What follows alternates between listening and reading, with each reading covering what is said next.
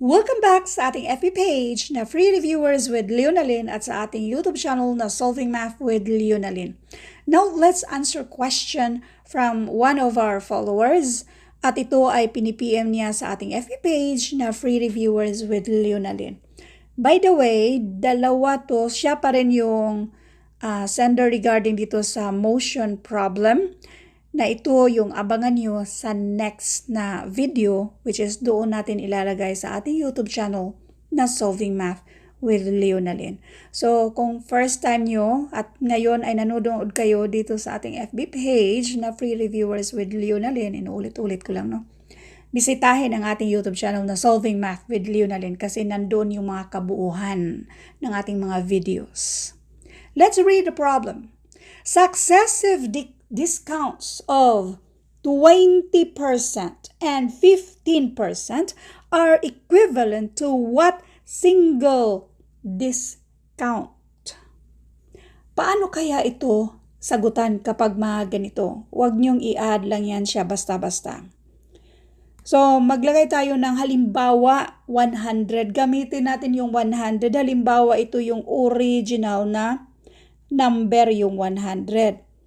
Kapag sinabing discount, so mag-minus tayo. Therefore, 100 minus 20% dyan sa 100.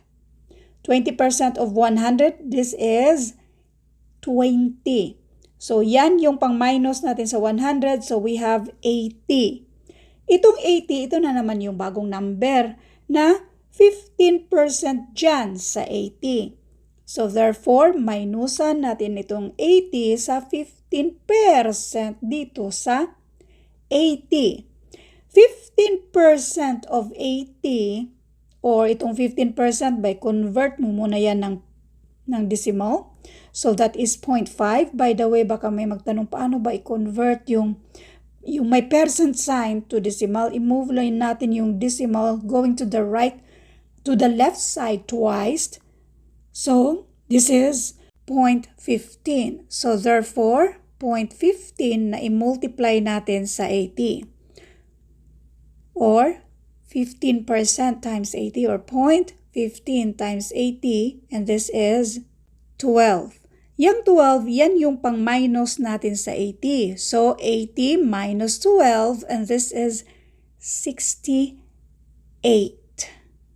Now, from 100, naging 68. Kukunin lang natin yung difference, 100 minus 68, and this is 32. Huwag kalimutan yung percent sign, kaya ang sagot dito, 32%. I-double check natin ha, kung tama ba. Di ba yung original number natin dito ay 100? 20% of 100, so therefore that is 20, minus natin ang 20, yung 20 na yan sa 100, kaya 80 na lang. Yung 80 pa ay din-discount pa ng 15%. So 15% of 80 which is equal to 12, yan na naman ang pang-minus natin sa 80 at yan ay naging 68. Kung idirekta natin, 32% dito sa 100, so of course this is 32. Ito ang pang-minus natin sa 100. By the way, ganitong gagawin natin. 100 minusan sa 32% dyan sa 100. Kung tingnan natin kung 68 ba yung sagot. 32% of 100, in other words, yung percent, mayroon tayong dalawang zero. Si 32% of 100 ay pariho lang yan sa 100% of 32. Nakuha nyo ba? Yung 32% ba na i-multiply mo sa 100, wala yung pagkakaiba sa 32 na i-multiply sa 100%. Pariho lang yan siya. So, 100 minus 32, and this is exactly equal to 68. Kaya yung sagot nating 32% ay tama. Meron pang isang paraan. Bali, direkta tayo sa instead na 20%, diba, discount yan siya. So, ang natitira ay 80%. Saan galing? Yung kabuang 100%. Kung minusan natin yan ng 20% kasi yan yung discount. So, ang mababayaran mo ay yung 80% sa mismong presyo. Yung old na presyo. So halimbawa, we have 100. 100 ang gamitin natin na yung old presyo dito kasi hindi naman given, yung 100 ang gamitin natin para mas madaling makita natin yung mismong sagot. So therefore, 80% of 100 and this is 80. Si 80 naman, ito naman ang discountan natin ng 15%. Now, yung 100%, minusan natin ng 15% and this is 85%. Ito naman yung matitira sa ating 80. So therefore, ang gagawin natin ay 85% dito sa 80.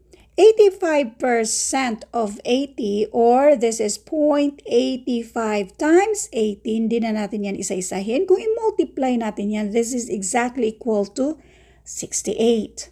Now, yung ating original or yung pinaka-number natin na or yung presyo na ginamit natin ay 100 man. So, i-minus lang natin yung 100 sa, yan yung minusan bali natin sa 68 and this is 32. Yung 32, ganito kasi yan siya.